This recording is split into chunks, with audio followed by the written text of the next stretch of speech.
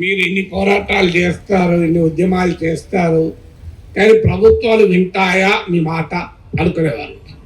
ఇప్పుడు ఆ మాట ఎవరు అడగడం లేదు. ఎందుకంటే కాక్రోచ్ల దెబ్బ చూశాక. ఎందుకంటే కాక్రోచ్ల దెబ్బకి ఏకైక మంత్రి వెళ్ళిపోయాడు.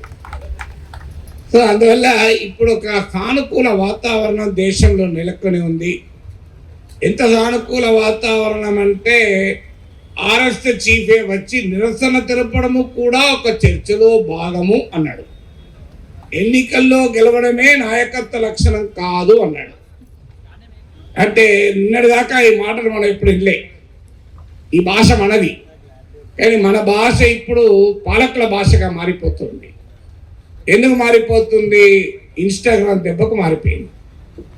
సో అందువల్ల ఇవాళ పోరాడితే పోయేదేమీ లేదు, బానిస సంఖ్యలు తప్ప అని ఎన్నడో ఇచ్చిన నినాదాలు, ఎప్పటి నుంచో ఇస్తున్న నినాదాలకు పోరాడితే పోయేదేం లేదు, పనికిమాల లేబర్ కోడ్స్ తప్ప అని మనం చెప్పచ్చు. ఎందుకంటే మనం చూసాం వ్యవసాయ చట్టాల పైన రైతాంగం పోరాటం, అసలు ఏడాది పాటు భారీ పోరాటం జరిపారు. వాళ్ళ పైన సిబిఐ వెళ్ళింది, ఈడీ వెళ్ళింది, వాళ్ళ నాయకుల పైన. ఆఖరికి వాళ్ళకు మద్దతునిచ్చినటువంటి సెలబ్రిటీలపైకి ఇన్కమ్ ట్యాక్స్ కూడా వెళ్ళారు.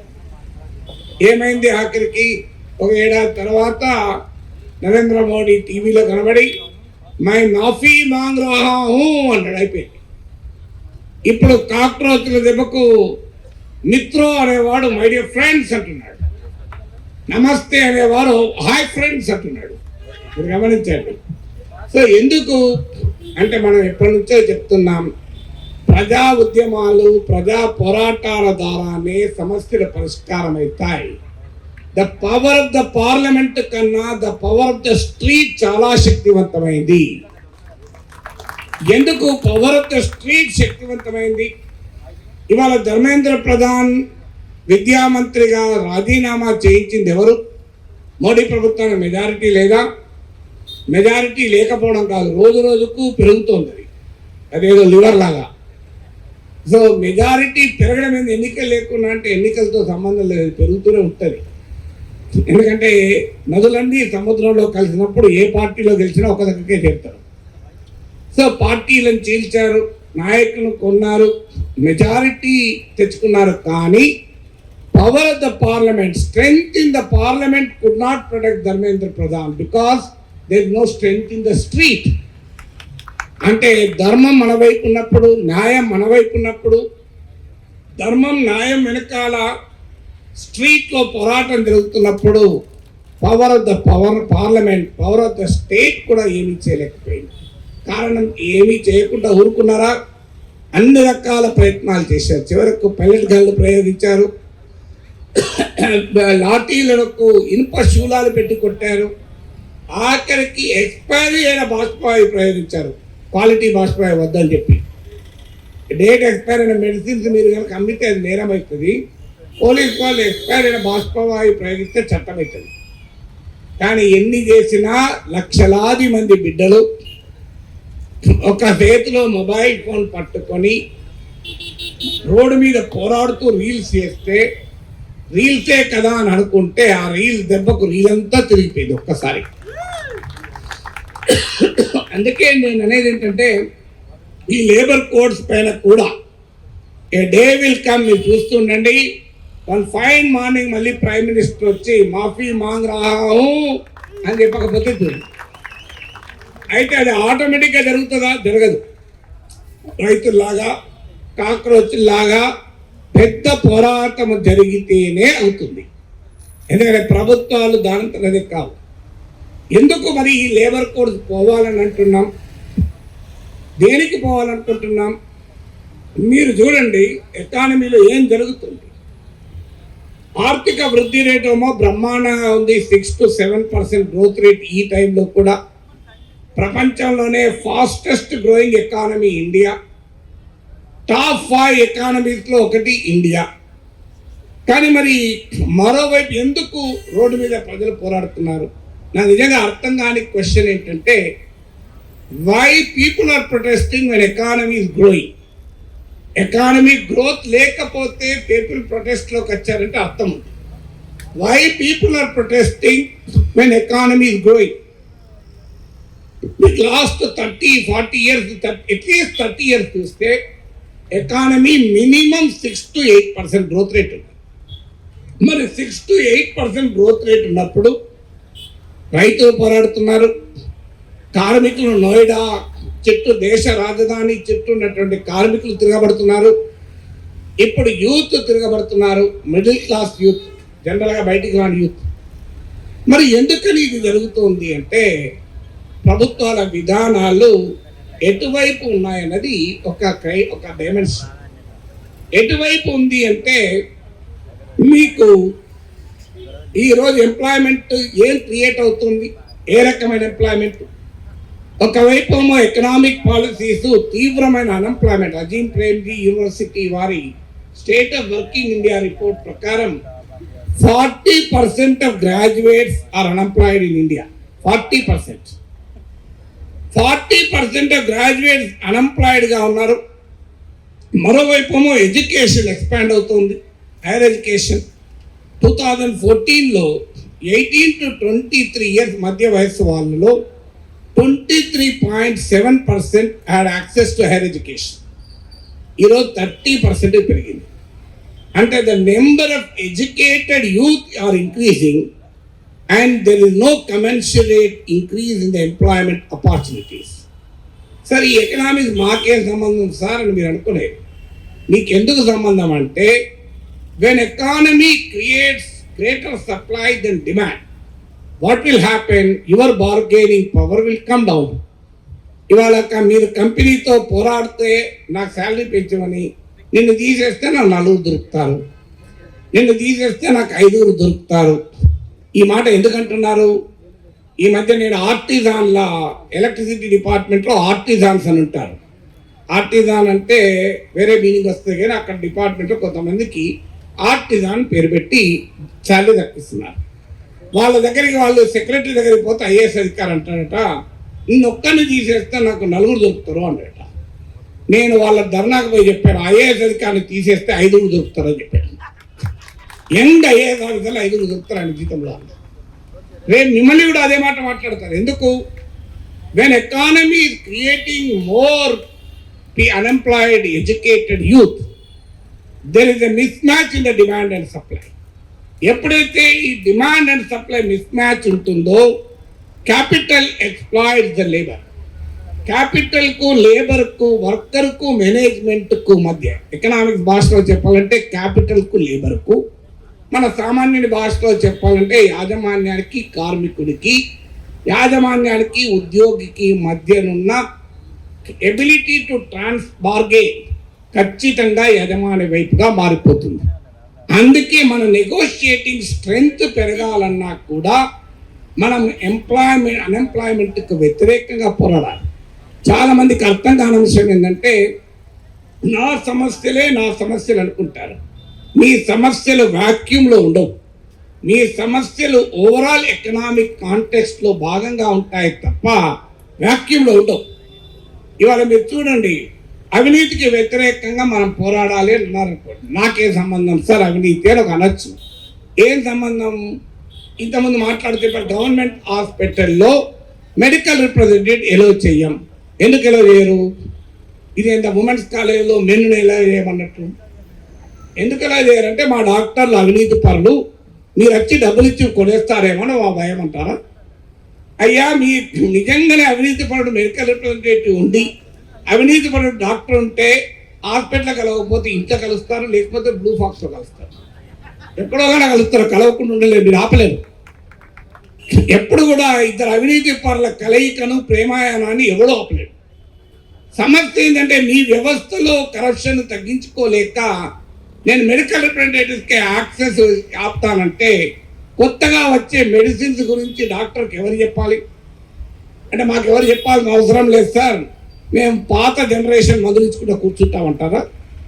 అసలు మేము మందులు ఇవ్వం, మా హాస్పిటల్లో మందులు దొరుకుతాయి కదా సార్, ప్రాబ్లం ఏంటి అంటారా? సో ఎందుకని చెప్తున్నారు? భారత రాజ్యాంగం కల్పించింది రైట్ టు వర్క్ అని. I have a right to work. నువ్వు తీసుకోకు medicine, that is a different story. But I have a right to tell you, మీ ఇంటికి వచ్చి ఆకుకూరలు తీసుకుంటారా అంటే నువ్వు నా ఇంటికి ఎందుకు వచ్చా, హక్కులు ఉన్నాయని చెప్పి కోర్టులో కేసు పెట్టగలరా ఎవరన్నా? సో అందువల్ల రైట్ టు వర్క్ అనే దానికి కూడా ఎఫెక్ట్ ఎందుకు చేస్తున్నారు? Because unless we fight against the larger issues. ఇవాళ మీరు చూడండి, కార్పొరేట్ కంపెనీల ప్రాఫిట్స్ ఏమో పెరుగుతున్నాయి, వేజెస్ యొక్క కాంపోనెంట్ ఏమో పెరగడం లేదు. Why this mismatch between the wages and the profits? ఎక్కడైనా మీకు ప్రాఫిట్ తగ్గుతున్నాయా? ఫలితంగా ఏం జరుగుతుందంటే ఎకానమీలో ఒక 10 to 12% of the population are reaping the rich dividends of economic growth, whereas 90% of the society is cut off from this economic growth. ఇది నేను economic చెప్పడం కాదు, మీకు సింపుల్ ఒక మారుతి షోరూమ్కి వెళ్ళి ఏ కారు అమ్ముడుపోతుందని అడగండి. చిన్న తక్కువ రేటున్న కార్లు అమ్ముడుపోతలేవు, ఎక్కువ రేటున్న కార్లు అమ్ముడుపోతున్నాయి. మీకు 1 crore and above ఉన్న కార్లోమో అమ్ముడుపోతున్నాయి, 10 లక్షలు ఉన్న కార్లోమో అమ్ముడుపోవడం లేదు. మీరు కావాలంటే 10 lakh కారు కావాలంటే ఇప్పుడు షోరూమ్కి వెళ్ళి కొనుక్కోవచ్చు. కానీ 50 లక్షల కారు వెంటనే దొరకదు, ఆర్డర్ ఇచ్చి మీకు వెతుక్కోవాలి. ఎందుకంటే అక్కడ డిమాండ్ ఉంది, ఇక్కడ డిమాండ్ లేదు. కారణం ఏంటి? లగ్జరీ కార్స్లోమో సేల్స్ ఉన్నాయి, బడ్జెట్ కార్లో సేల్స్ లేవు. మీరు ఏదన్నా రియల్ ఎస్టేట్ వెంచర్కి పోయి అడగండి, మీకు 1 crore ఉన్న అపార్ట్మెంట్లోమో అమ్ముడుపోక ఖాళీగా ఉన్నాయి, 10 కోట్లు 20 కోట్ల విల్లాలోమో బ్రహ్మాండంగా అమ్ముడుపోతున్నాయి. అంటే ఏంటి? What does it indicate? It indicate A K-shaped economy where a small section is enjoying the benefits of the economic growth while the majority is deprived of that economic growth. అందువల్ల ఇవాళ మీ డిమాండ్స్ని ఎక్కడ ఏ కాంటెక్స్ట్లో చూడాలి? ఎందుకు ఈ లేబర్ కోడ్స్ను మరి ఎందుకు రద్దు చేశారు? లేబర్ కోడ్స్ ఎందుకు రద్దు చేశారంటే ఈ ఫినామినన్ ఆఫ్ మీకు కార్పొరేట్ల వారి క్యాపిటల్ యొక్క లాభాలను పెంచి వేజెస్ యొక్క లాభాలను తగ్గించడం, మేనేజ్మెంట్ యొక్క లాభాలను పెంచి కార్మికుల ఉద్యోగుల వేతనాల్ని నియంత్రించడం.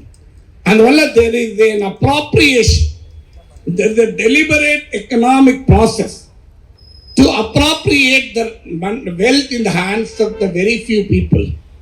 There is an economic process ఎప్పుడు ఉండాలంటే it should act a redistribution from haves to have nots ఉండాలి.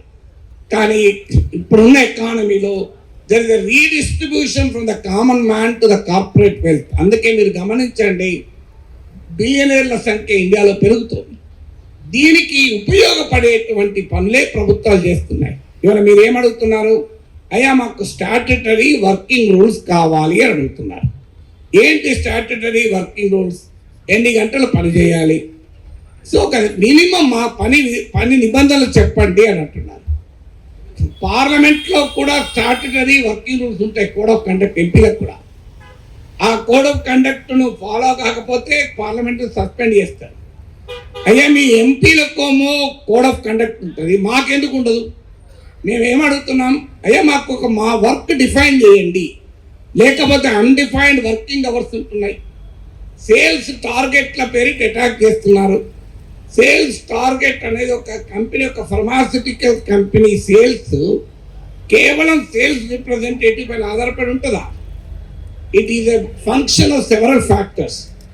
మీకు కంపెనీ తయారు చేసే ప్రొడక్ట్ మీద ఉంటుంది, మార్కెట్లో ఉండే కాంపిటీషన్ పైన ఉంటుంది, ప్రజల పర్చేసింగ్ కెపాసిటీ పైన ఉంటుంది, ప్రైస్ ఆఫ్ ద ప్రొడక్ట్ పైన ఉంటుంది, క్వాలిటీ ఆఫ్ ద ప్రొడక్ట్ పైన ఉంటుంది, ఇలా purchasing capacity of the consumer పైన ఉంటుంది. కానీ ఎంటైర్ సేల్స్ పర్ఫార్మెన్స్కు సేల్స్ రిప్రజెంటేటివ్నే భారము అనే రీతిలో అటాక్ ఎందుకు చేస్తున్నట్లు? Precisely because our bargaining power has come down, their bargaining power has increase. So అందుకే మీరు గమనించండి, మీ డిమాండ్స్లో ఉన్న ప్రతి ఒక్కటి కూడా it is directly related to an economic process, economic context where capital is getting strength, where the worker is getting degraded. ఈ ప్రాసెస్ను మనం ఫైట్ చేయకుండా, ఈ ఎకనామిక్ పాలసీస్ను ఫైట్ చేయకుండా, ఈ ఎకనామిక్ కండిషన్స్ను ఫైట్ చేయకుండా మీ డిమాండ్ కూడా మీరు సాధించుకోవడం సాధ్యం కాదు. ఎందుకంటే ఇవాళ ఏం జరుగుతుంది? Hardly 10% of the employment is assured employments. ఆ అష్యూర్డ్లో కూడా మీరు ఐటీ రంగం నుంచి ఫార్మా రంగం వరకు టాక్సిక్ వర్క్ కల్చరే కాదు, ఎనార్మస్ జాబ్ ఇన్సెక్యూరిటీ. ఎప్పుడు ఉద్యోగం పోతుందో ఎవరికీ తెలియదు. అందుకే మీరు గమనించండి, క్యాంపస్లో ప్లేస్మెంట్ రాక ఒకడు బాధపడుతుంటే 3 లక్షలు వచ్చేటువంటి వాడు కూడా బాధపడుతున్నాడు. ఎప్పుడు నన్ను హూస్టింగ్ ఈమెయిల్ వస్తుందో తెలియదు. ఎందుకు ఈ ఇన్సెక్యూరిటీ క్రియేట్ చేస్తున్నారు?